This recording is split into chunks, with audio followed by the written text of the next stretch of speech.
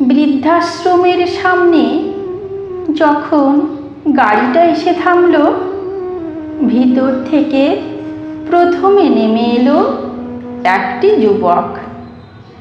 তারপর আস্তে আস্তে নামলেন এক বৃদ্ধা। যুবকটি বলল, মা, আমার হাতটা ধরে ভিতরে চলো।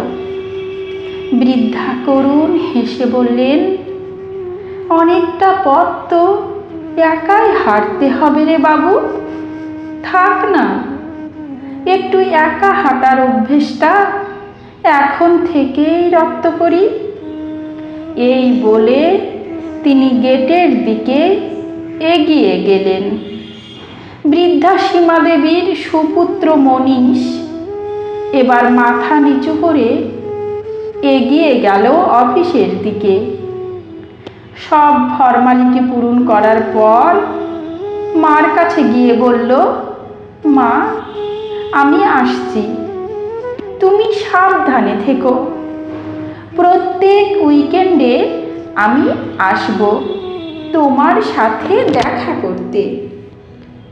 সীমা দেবী মৃদু হেসে বললেন, বাবু, অত কষ্ট করিস না তুই, বরং ওই দিনগুলো বৌমাকে নিয়ে ওর মায়ের কাছে যাস, বৌমা খুশি হবে। আয় এবার তুই, সাবধানে যাস। মাথা নিচু করে আশ্রম প্রাঙ্গণ থেকে বেরিয়ে গেল মনীষ। এরপর কেটে গেছে প্রায় 2 বছর।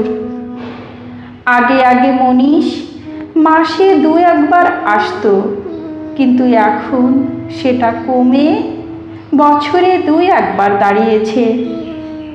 কি করবে সে?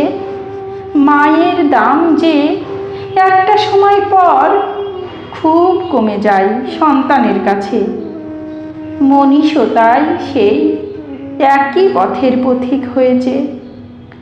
আজ বৃদ্ধাশ্রমে নতুন একজন অতিথি এলেন। ছেলে এসে নামিয়ে দিয়ে গেল। সীমা দেবী তখন এক মনে আসন সেলাই করছিলেন, আর এক সহযাত্রী নীরার কথায় অল্প হাসলেন তিনি। মুখ না তুলেই সুতোতেই মনোনিবেশ জারি রেখে তিনি বললেন, ওনাকে অতিথি বলো না নীরা, বলো নিজের বাড়িতে আসলেন। আমরা তো এতদিন পরের বাড়িতেই ছিলাম, তাই তো শেষ বয়সে বাসা পরিবর্তন করতে হয়। যাক, নতুন একজন সহযাত্রী পেলাম। তা মহিলা না পুরুষ বন্ধু এলো গো? নীরা দেবী বললেন, মহিলা গো সীমা। কি যেন নাম ভদ্র মহিলার? ও হ্যাঁ, মনে পড়েছে, কণিকা রায়। নামটা শুনে একটু চমকে গেলেন সীমা দেবী। ভাবলেন, এক নাম পৃথিবীতে কত আছে, আমার ভাবনার ভুল। এর কিছুক্ষণ পর নতুন সদস্যের আগমন ঘটল। সবাই তাকে অভ্যর্থনা জানালেন। শুধুমাত্র সীমা দেবী আজ থমকে গেছেন। এ কি দেখছেন তিনি? এ তো তার বৌমার নিজের মা কণিকা দেবী। এক সময় ওনার মন্ত্রণাতেই তো তার বাড়ির সব কিছু পাল্টে গেছিল। বৌমা প্রথম সব মানিয়ে নিলেও একমাত্র মা কণিকা দেবীর পরামর্শেই দিন দিন পাল্টে যেতে লাগলো, এবং কণিকা দেবীর কুমন্ত্রণাতেই আজ তার নিজের ছেলে আর বৌমা তার নিজের বাড়ি থেকে তাড়িয়ে সীমা দেবীকে এখানে নির্বাসন দিয়েছেন। এগিয়ে গেলেন সীমা দেবী, বললেন, কি ব্যাপার বেয়ান, আপনি এখানে? আমি না হয় ছেলেকে উপযুক্ত শিক্ষা দিতে পারিনি, কিন্তু আপনার জায়গা তো এখানে হওয়ার কথা নয়। কেঁদে ফেললেন কণিকা দেবী। বললেন, বেয়ান, আমার ছেলে বিয়ে করেছে। বৌমা আমাকে দু চোখে দেখতে পারে না। ওদের সংসারে আমি বাড়তি এখন, তাই আজ এখানে দিয়ে গেছে। আমায় ক্ষমা করুন আপনি, আজ আমার জন্যই আপনি এখানে। ভগবান সব হিসেব ঠিক কষে রাখে, আমাদের শুধু একটু ডানা ঝাপটাতে দেন। এই বলে তিনি হাউ হাউ করে কেঁদে ফেললেন, সীমা দেবীকে জড়িয়ে ধরে।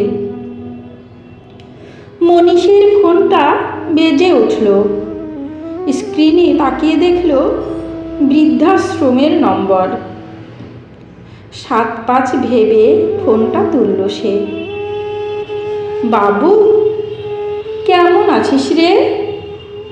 অনেক দিন আসিস না, তাই ফোনটা করলাম রে। মা, তোমার শরীর ঠিক আছে তো? ওই ব্যস্ত থাকি, তাই আর যাওয়া হচ্ছে না।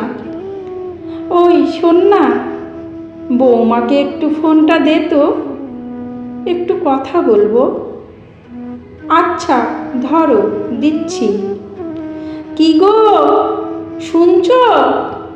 মা কথা বলবে, এসো তো এই দিকে। রান্নাঘর থেকে আওয়াজ এলো, আসছি। তাড়াতাড়ি এসে ফোনটা নিয়ে বলল, কে গো? মা? হ্যাঁ, আমার মা। মুখটা বেজার করে, ওহ ধুর, আমি ভাবলাম আমার মা। কি করতে আবার আমার সাথে কথা বলবেন উনি, যত সব। আহ, কথা বলো না, দেখো না কি বলতে চান। হ্যাঁ মা, বলুন। সীমা দেবী ফোনের ওপাশের বার্তালাপ সব শুনেছেন। মৃদু হেসে এবার বললেন, বৌমা, নিজের মা নই বলে কি কথাও বলতে নেই? না, ঠিক তা নয় মা, আসলে কাজ করছিলাম তো। হ্যাঁ বৌমা, বুঝেছি। শোনো বৌমা, তুমি তো কোনোদিন এলে না আমার নতুন জায়গায়। এসো কাল একবার আমার নতুন বান্ধবীর সাথে আলাপ করতে, কেমন? উনি তোমার সাথে দেখা করতে চান একবার। আমার সাথে? সে আবার কি? না মা, আমার সময় হবে না। এসো বৌমা, তিনি খুব খুশি হবেন তোমায় দেখে।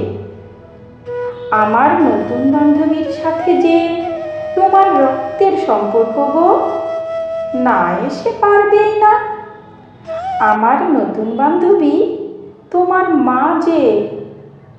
আজ আমার এখানে এসেছেন পাকাপাকিভাবে আমাদের সাথে থাকতে।